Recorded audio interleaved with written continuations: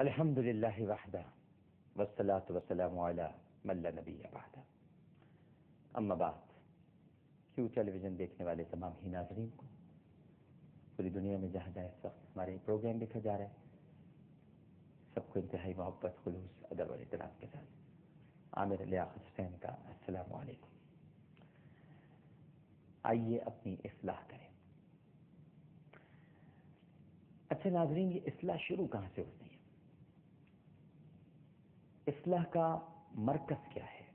Nucleus جہاں سے ہم اپنی اصلاح کر سکتے ہیں، وہ نیوکلیس کیا ہے؟ وہ ہے نفس. یہ جو انسان کا نفس ہوتا ہے ناظرین کرام، یہ شیطان کی بڑی نگرانی میں ہوتا ہے، اور نفس انسان کو گناہ کرانے سے باز نہیں رکھتا، بلکہ نفس کی یہ کوشش ہوتی ہے کہ انسان گناہ گار رہے. لہذا وہ ہیلے بہانے اختیار کر کے انسان کو مجبور کرتا ہے کہ وہ گناہوں کی طرف راغب ہو جائے. اب ہم نفس کو اگر، یعنی نفس امارہ کی سازشوں کو اگر نہ سمجھیں اور یہ محسوس کرنے لگیں کہ نفس کے ورغلانے سے خالی گناہ نہیں ہوتے، تو یہ ہماری خام خیالی ہوگی. اس لیے کہ جب یہ ورغلاتا ہے تو پھر گناہوں کا ایک طویل سلسلہ شروع ہو جاتا ہے. آج کی جو شب ہے وہ شب مغفرت ہے. الحمدللہ آپ عشر مغفرت میں داخل ہو چکے ہیں. اللہ سبحانہ و تعالیٰ کی رحمت کے ساتھ ساتھ اب اس کی مغفرت بھی جوبن پر ہے، عروج پر ہے. مغفرت کیا ہے؟ میں آپ کو نسخہ بتاتا ہوں ناظرین کرام. آپ چاہے لاکھ پریشانیوں میں، تکالیف میں، دکھ میں، رنج و الم میں مبتلا ہوں، بس ایک بار استغفار پڑھ لیجیے. خدا کی قسم، استغفار سے بہترین کوئی نسخہ نہیں ہے. جیسی بھی پریشانی ہو، جیسے بھی گناہ ہو، جیسی بھی تکلیف ہو، استغفار پڑھ لیجیے. اور استغفار کیا ہے ناظرین؟ استغفار دراصل بندے کا اظہار عبودیت ہے. اپنے رب کے حضور اپنی لاچاری، بیچارگی اور اس کے کچھ نہ ہونے کا ایک احساس ہے، جو اپنے پروردگار کی بارگاہ میں کبھی اپنے سجدوں کے ذریعے، کبھی اپنے قیام کے ذریعے، کبھی اپنے رکوع کے ذریعے اس کی بارگاہ میں پیش کرتے تھے. ہماری کوشش یہ ہونی چاہیے ناظرین کہ ہم توبہ کے غسل کے ذریعے روح کی گندگی اور خرابی کو دور کریں. یہ توبہ کا غسل بڑا ضروری ہے. دیکھیں، میل کچیل جب جسم پہ لگ جاتا ہے تو غسل کی ضرورت ہوتی ہے، اور جب کچیل کی دبیز تہیں جسم پر لگ جائیں تو پھر انہیں کھرچا جاتا ہے. اور کھرچنے کے لیے ہم لوگ مختلف قسم کے آلات استعمال کرتے ہیں یا اشیاء استعمال کرتے ہیں. جھاوا استعمال کر لیتے ہیں، کوئی کھردری سی چیز استعمال کرتے ہیں، یا کوئی ایسا کپڑا استعمال کرتے ہیں جس سے ہمارا میل کھرچ جائے، صاف ہو جائے.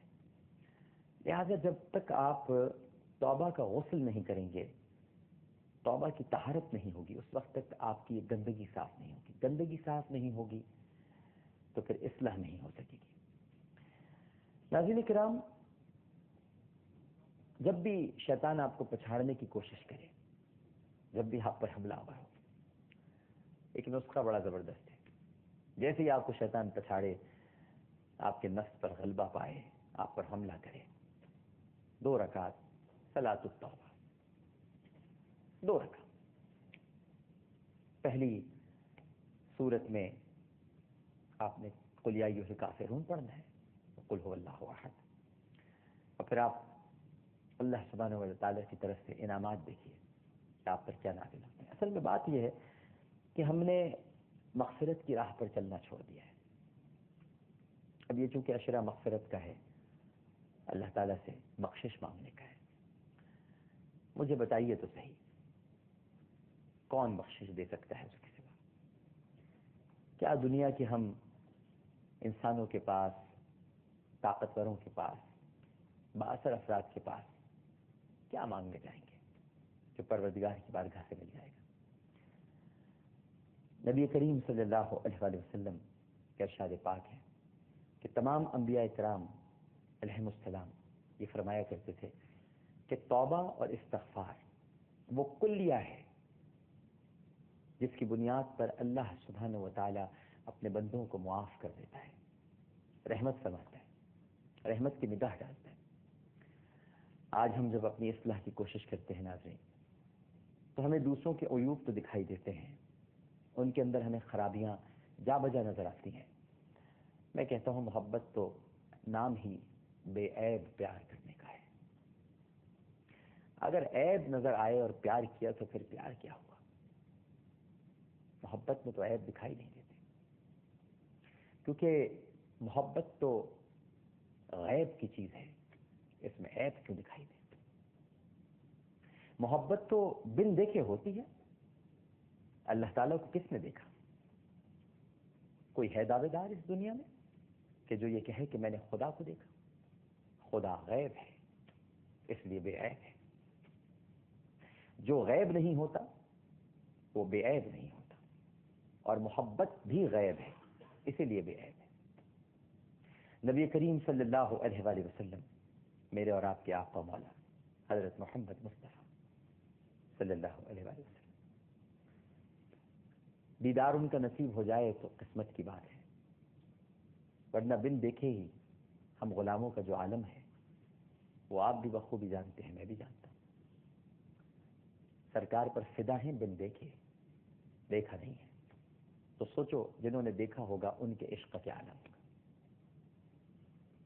سوچو سیدنا ابو بکر صدیق رضی اللہ تعالی عنہ، وہ سرکار سے کیا محبت کرتے ہوں گے، جنہوں نے جلوے بھی دیکھے ہیں، خلوت میں بھی اور جلوت میں بھی، ان کی محبت کا کیا عالم ہوگا۔ سرکار نے خود فرمایا، ایک مرتبہ صحابہ کرام رضوان اللہ تعالی علیہم اجمعین کے ساتھ آپ مصروف گفتگو ہیں، اچانک آپ سوال کرتے ہیں، چاند ستاروں کی جھرمٹ میں بیٹھا ہے، تشریف فرما ہے، مسند افروز ہے، جلوہ فکر ہے، ارشاد ہوتا ہے، میرے ساتھیوں، میرے صحابہ، او مائی کمپینینز، مجھے یہ بتاؤ کہ تمہیں دنیا میں کس کا ایمان عجیب لگا؟ کس کے ایمان نے تمہیں متعجب کر دیا؟ صحابہ کرام رضوان اللہ تعالی علیہم اجمعین نے عرض کیا، یا رسول اللہ صلی اللہ علیہ وآلہ وسلم، ہم تو سمجھتے ہیں کہ ملائکہ کا ایمان ایسا ہے جس کو دیکھ کر تعجب ہوتا ہے۔ آپ مسکرا دیے، تبسم فرما کے ارشاد فرمایا، اس ایمان نے تمہیں کیوں حیرت میں ڈال دیا؟ اس میں تو کوئی حیرت کی بات نہیں، وہ جو اللہ کے حکم سے جو رکوع میں ہے وہ رکوع میں ہے، جو قیام میں ہے وہ قیام میں ہے، جو سجود میں ہے وہ سجود میں ہے۔ جس کو اللہ نے حکم دیا کہ فلاں مقام پہ کھڑے رہو، وہ صدیوں سے، برسوں سے، ہزاروں، سینکڑوں سالوں سے وہیں کھڑا ہے۔